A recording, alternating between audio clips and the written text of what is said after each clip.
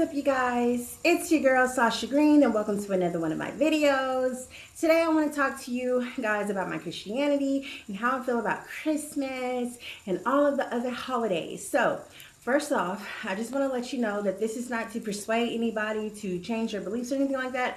I just want to be truthful and give an honest review about these holidays. So first up, I just want to let you know that I am a Christian. If you have been on this channel for a while, you've seen me going on my walks and talking to you guys a little bit about my faith here and there, and just, trying to kind of encourage you to go on your journey to get fit and whatever motivates you. So this is no different. I'm talking to you about Christianity. So Christmas, number one. Christmas is not a pagan holiday. Why isn't Christmas a pagan holiday? Because of Christ. That's why. It's representing God being born, Jesus Christ being born in the womb of Mary, a virgin.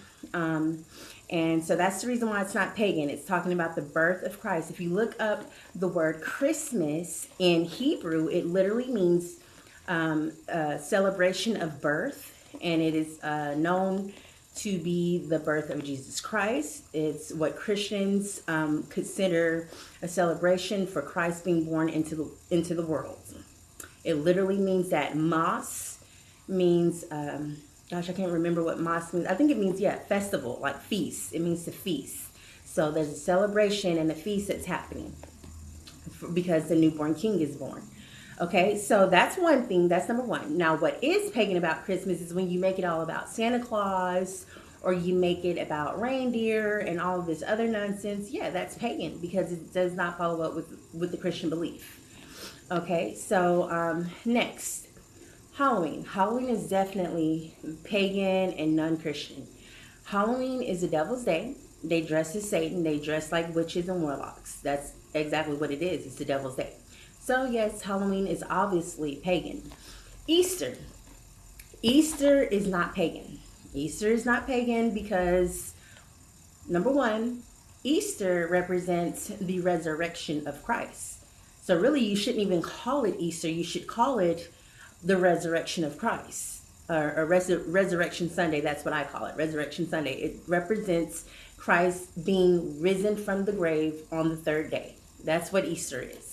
It has nothing to do with Easter bunnies. It has nothing to do with an Easter egg. That's the god of fertility. So in reality, you should look up all these words in the Hebrew Concord so that you can know what these words actually mean in Hebrew, in which case the first Bible was written in Hebrew. So you should study the Hebrew meaning of each of these words. So Easter is only pagan if you make it about the Easter bunny and Easter eggs. Period. The next holiday I want to talk about is Valentine's Day. Valentine's Day is pagan. The reason why I say Valentine's Day is pagan is because it represents the Roman god of sex, lowercase g god of sex, and that's the reason why Valentine's is pagan. Now, under one circumstance, is it not considered pagan is because of the fact that it also has a Hebrew word root meaning, which means celebration of love. And that's a universal love in Israel. In the Jews celebrated, love. A universal love for people and mankind in general. That's completely different from celebrating sex. Two different type of Valentines. So if you take it from the true essence and nature of what the word means, then no, Valentine's is not pagan. You can celebrate the fact that you love others. That's completely different.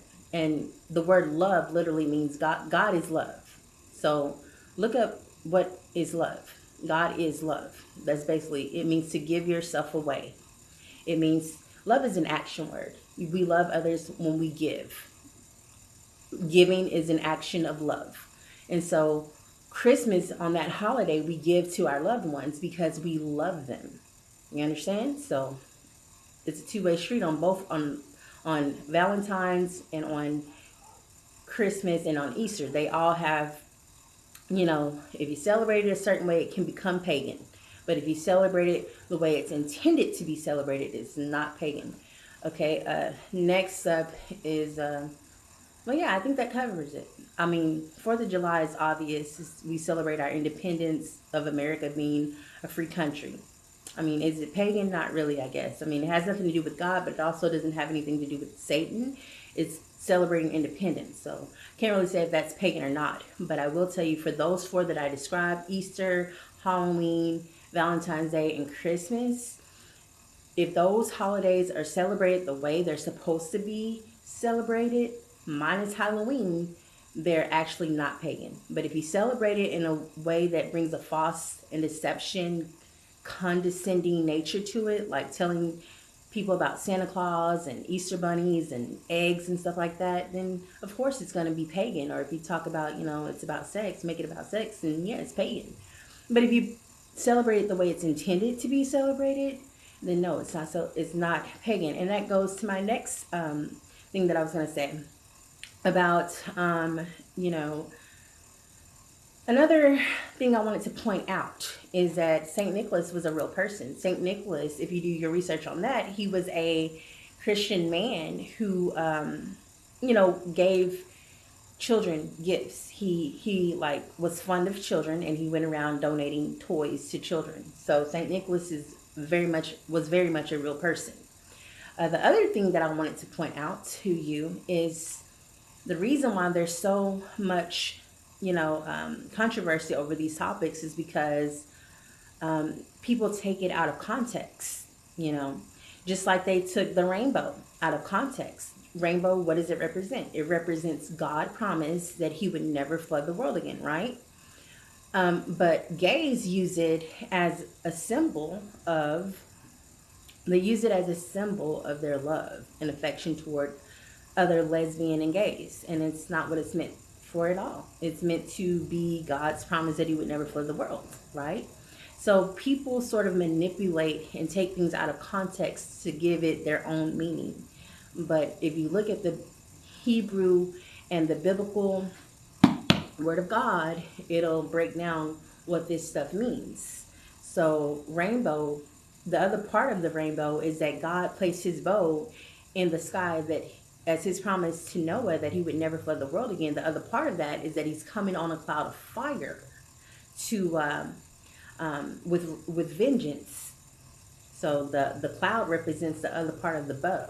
So I just wanted you guys to have that revelation and knowledge about this Christmas season. As you can see, I do have a tree up. I normally don't put trees up because I didn't really have a full understanding of Christmas besides that Jesus is born.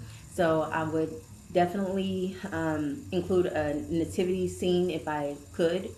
I'm a December baby, so I love nativity scenes. I wanted my cake to be like that. I love Christmas, and if you make it what it is supposed to be about, then you can see why I love Christmas. But other than that, always give back to the poor, people who are needy, things like that. It's a good way to show that we love people, and to just be loving and kind to other individuals who may be struggling. There's people who are homeless. There are people who are bound by drugs and all type of other sinful natures and stuff. So just be considerate of others. But yeah, that's all I wanted to say about that topic. And I want you guys to have a Merry Christmas. But yeah, I have my Christmas tree up. I don't have any Santa Clauses or anything crazy like that. When Easter comes around, I don't do Easter bunny baskets or anything like that. I simply make a basket with Christian books for my children, like things about his resurrection and stuff like that on Easter. And I put some candy in it, and I just make a little gift basket with candy and like Christian books, cartoon Bible books or whatever like that. And that's how I introduced this to my children. I introduced Jesus being risen from the grave, and I also introduced the nativity, the fact that he was born into the world. All right, well, that's all I have for you today, guys. So until next time, 'tis the season. Bye.